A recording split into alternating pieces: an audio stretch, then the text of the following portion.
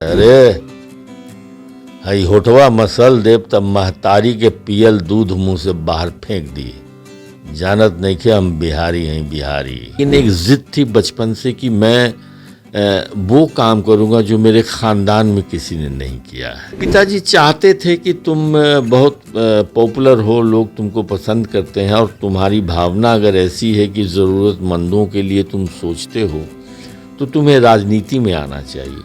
मैं निकला ही कब हूँ राजनीति से। हमारी पार्टी आज सत्ता में नहीं है, हमारी पार्टी आज बुरे वक्त में है, लेकिन मैं कांग्रेस पार्टी का एक कार्यकर्ता तो हूँ।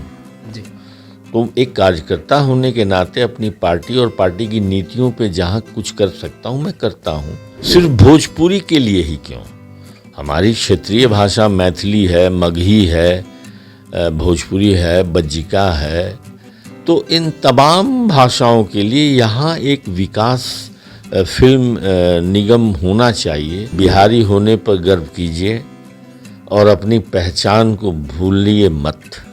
यही आपकी ताकत है, यही आपकी पहचान है। अगर घर में ही आपकी मेहनत को न सराहा जाए तो दूसरों से आप क्या उम्मीद करते हैं।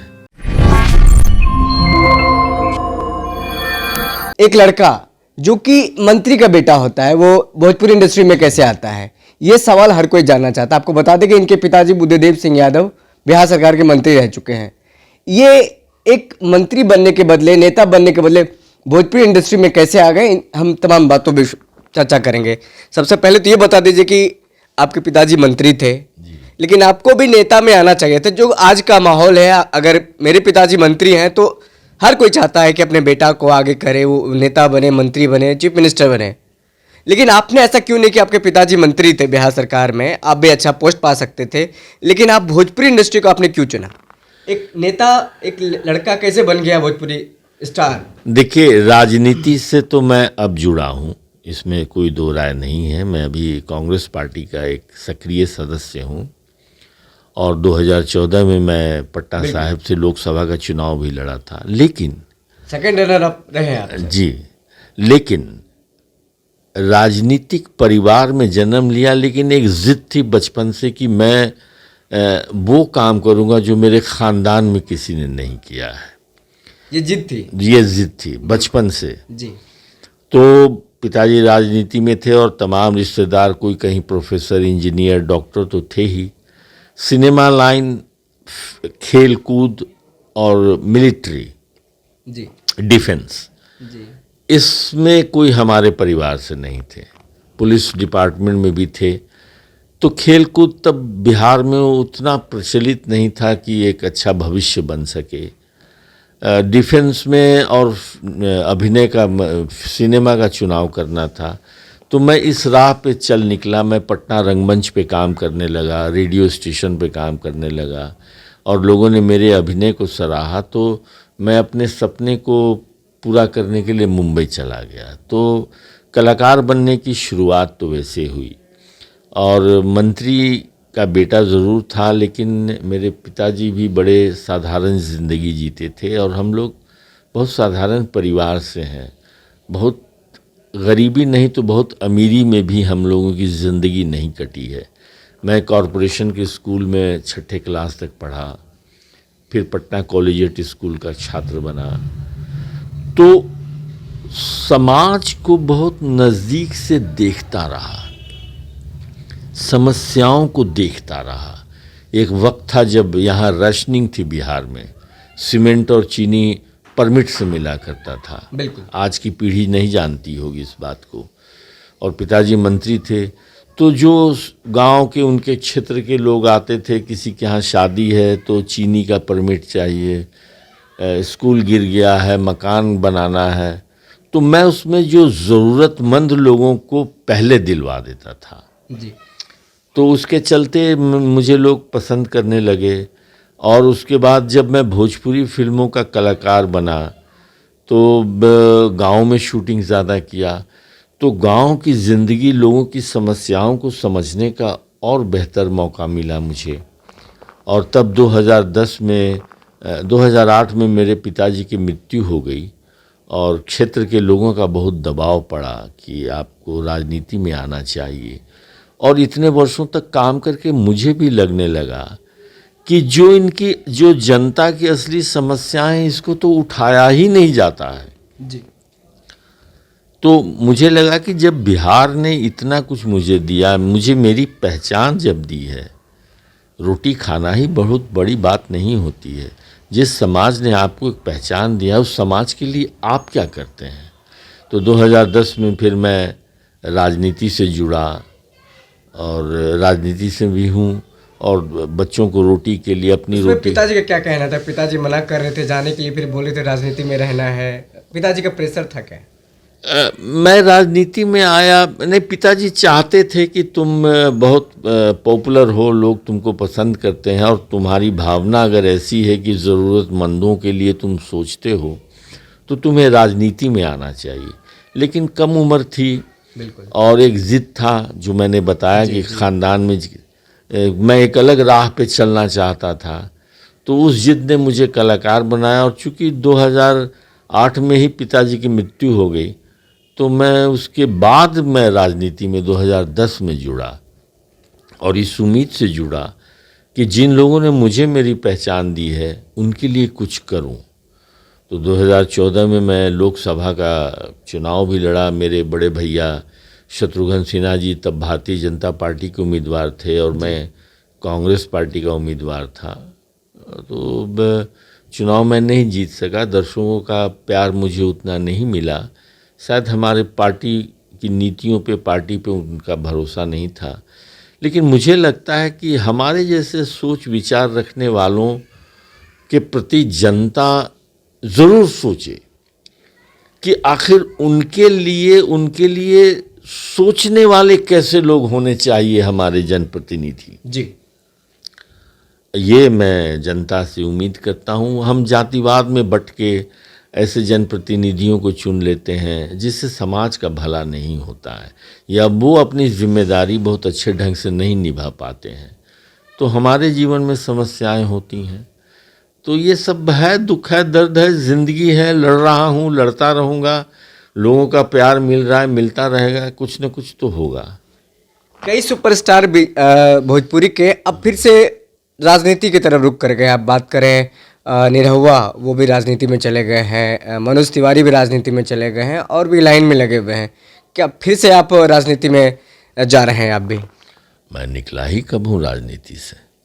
हमारी पार्टी आज सत्ता में नहीं है, हमारी पार्टी आज बुरे वक्त में है, लेकिन मैं कांग्रेस पार्टी का एक कार्यकर्ता तो हूँ। जी। तो एक कार्यकर्ता होने के नाते अपनी पार्टी और पार्टी की नीतियों पे जहाँ कुछ कर सकता हूँ मैं करता हूँ। मंत्री बनना, चुनाव लड़ते रहना और अखबार में डेली, और यही राजनीति तो नहीं होता है ना।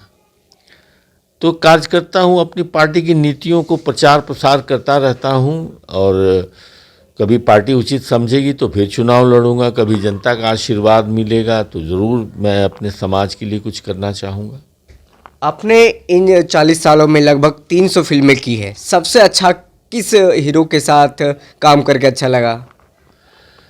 देखिए, एक मेरी अच्छाई कहिए या मेरी कमज़ोरी कहिए कि मैं जब अभिनय करता हूँ तो मुझे मेरे दिल और दिमाग में कभी ये नहीं आता है कि मैं किसके साथ अभिनय कर रहा हूँ, उसका कोई असर मेरे ऊपर नहीं होता है। गंगोत्री फिल्म में मैंने सदी के महानायक अमिताभ बच्चन जी के साथ भी काम किया है, और बिहारी बाबू भोजपुरी फिल्म में मैंने हमारे ही प्रदेश के बहुत बड़े कलाकार शत्रुघ्न सिन्हा जी के साथ भी काम किया है। तो वो दोनों बहुत बड़े कलाकार हैं, बहुत ऊंचाई, पूरा देश विदेश उनको प्यार करता है। लेकिन जो मेरी क्षमता है, जो चरित्र मुझे दिया गया है निभाने को, उसका असर किसी दूसरे कलाकार का कभी मैंने अपने ऊपर नहीं होने दिया है। और शायद ये वजह रही कि आज 41-42वां साल अभिनय कर रहा हूँ, और जनता का प्यार अभी भी मिल रहा है मुझे। बिहार सरकार से कुछ कमी रहेगी है भोजपुरी इंडस्ट्री को लेकर? जिस तरह से यूपी में ऐसे फिल्म इंडस्ट्री बनाने की बात हो रही, फिल्म सिटी बनाने की बात हो रही है, अब बिहार में भोजपुरी के लिए कुछ होना चाहिए। बिहार सरकार कुछ कर नहीं रही, क्या चाहते हैं? सिर्फ भोजपुरी के लिए ही क्यों, हमारी क्षेत्रीय भाषा मैथिली है, मगही है, भोजपुरी है, बज्जिका है, तो इन तमाम भाषाओं के लिए यहाँ एक विकास फिल्म निगम होना चाहिए। क्योंकि देखिए, आज अगर सरकार की नीतियों को आप अखबारों में पब्लिसिटी करके प्रचारित करते हैं जनता तक पहुंचाने के लिए, तो सिनेमा तो एक ऐसा माध्यम है कि सरकार की नीतियों को समावेश करके अगर कथा गढ़ी जाए, हमारी जो पहचान है, जो हमारी रीति रिवाज है, संस्कृति है, इसको गढ़ के, हमारे समाज की समस्याओं को गढ़ के अगर कहानी बनाई जाए, फिल्में बनाई जाए, तो वो ज़्यादा जल्दी दर्शकों तक, जनता तक पहुंच पाएगा। और मुझे लगता है कि सरकार को, लेकिन अफसोस है कि आज मेरे और मुझसे सीनियर कई लोग हैं और बहुत लोग ऐसे हैं जिन्होंने फिल्मों में अपनी पहचान बनाई, जिससे देश विदेश में सम्मान मिला है, लेकिन कभी बिहार सरकार का एक कागज़ का टुकड़ा भी सम्मान के रूप में नहीं मिला कि हाँ, हमारे प्रदेश का ये लड़का, ये नौजवान, ये कलाकार अपनी एक पहचान बनाया है इस भाषा की फिल्म से। या कभी हम लोगों को बुला के यहाँ की सरकारें बात नहीं की कि अच्छा, अगर इसको उद्योग का एक स्वरूप दिया जाए तो इसमें क्या किया जाना चाहिए। हमारी जो समस्याएं हम फेस करते हैं फिल्म निर्माण में और उसको प्रदर्शित करने में, उन समस्याओं को सरकार, फैसला तो वो करेंगे, सरकार वो है, कलम उनके पास है दस्तखत करने की, लेकिन हम उन बातों को उनके सामने रख सकते हैं, लेकिन कभी बुला के सुना ही नहीं गया। इस बात का दुख है। और अगर फिल्में यहाँ बने, मान लीजिए एक फिल्म बनाने में आज 1 करोड़ का खर्च होता है और सरकार एक अनुदान राशि 30 लाख 40 हज़ार की दी, तो बाहर का ये 50-60 लाख रुपया हमारे प्रदेश में इन्वेस्ट किया जाएगा। कहीं किसी की गाड़ी ली जाएगी, किसी का होटल लिया जाएगा, किसी की सब्जी खरीदी जाएगी, दूध, तो एक रोज़गार का साधन भी होगा। और उसमें आप ये शर्त लगा दें कि जी क्षेत्रीय कलाकारों को का प्रतिनिधित्व 60% होना चाहिए। फिल्म विधा से जुड़े और भी जो विधाएं हैं उससे 60% आपको स्थानीय लोगों को काम देना होगा। तो उससे क्या होगा कि हमारे कई ऐसे जिनमें गुण है, लेकिन पारिवारिक समस्याओं के चलते, आर्थिक समस्याओं के चलते, हुनर रहने के बाद भी वो पहचान नहीं बना पाते हैं, तो वैसे लोगों को भी यहाँ काम मिलेगा, घर रहते काम मिलेगा। और ठीक है, व्यवसाय है, पूंजी लगती है, तो आप 40% वैसे लोगों को जोड़िए जिनसे व्यवसाय में आपको मदद मिले, लेकिन 60% आप स्थानीय लोगों को अगर मदद करते हैं तो हमारे नौजवानों को रोज़गार मिलेगा, हमारे बहुत सारे लोगों को व्यवसाय मिलेगा। तो सरकार कभी हम लोगों को बुला के सुने तो सही कि हम क्या सोचते हैं। हमारे प्रदेश में एक रोज़गार का साधन बनेगा। सरकार की अपनी नीतियों को प्रसारित करने में एक सहूलियत होगी, एक माध्यम बनेगा। तो ये दुख है मुझे। कभी दुख होता है दूसरे राज्यों में पुरस्कृत किया जाता है, लेकिन बिहार सरकार ने कभी ऐसा कोई कदम नहीं उठाया, क्या दुख होता है कभी इस बात का? यकीनन अगर घर में ही आपकी मेहनत को न सराहा जाए तो दूसरों से आप क्या उम्मीद करते हैं। दुख इस बात का होता है कि जब हमें देश विदेश में, मॉरिशस में, इंग्लैंड में, हर जगह भोजपुरी भाषा भाषी लोग सम्मानित करते हैं, दूसरे प्रदेशों में इतना लंबा सफ़र तय करने के लिए हमें सम्मानित किया जाता है। राष्ट्रपति प्रणब मुखर्जी जी ने 2012 में राष्ट्रपति भवन पर जब मैं मंच पे एक भोजपुरी कलाकार के रूप में दिनकर अवार्ड लेने के लिए खड़ा हुआ तो कितनी मेरे गर्व की बात थी। लेकिन साथ ही दुख भी था कि कभी बिहार के किसी सरकार का एक कागज़ का टुकड़ा सम्मान स्वरूप मिल जाता कि हाँ, हमारा बिहार का ये लड़का है जो कुछ कर रहा है, तो हम अपने घर की चौखट पे अपने लोगों से प्यार पाने के लिए सीख सकते हैं। लेकिन अब ये तो सरकार की सोच है, वो क्या सोचती है। कुणाल जी, क्या आप सोचते हैं कि सत्ता में कलाकारों की भागीदारी होनी चाहिए? क्योंकि एमएलसी जो राज्यपाल कोटे से बनाया जाता है उसमें सांस्कृतिक और जो तमाम जो है साहित्यिक और फिर भोजपुरी और तमाम जो है उनको लेकर के भी होना चाहिए। क्या आपको लगता है कि कहीं ना कहीं दो राहें हैं अलग अलग? देखिए, जब कानून गढ़ा गया और राज्यपाल कोटे से किसी कलाकार को एक विधान परिषद का सदस्य बनाने की नीति तय की गई, तो कुछ विचार तो किया ही होगा ना। आज जब एक कलाकार विधान परिषद का सदस्य बनता है तो वो सरकार के लिए, सरकार के बिहाफ में कला के माध्यम से लोगों को जागरूक करने का काम करेगा।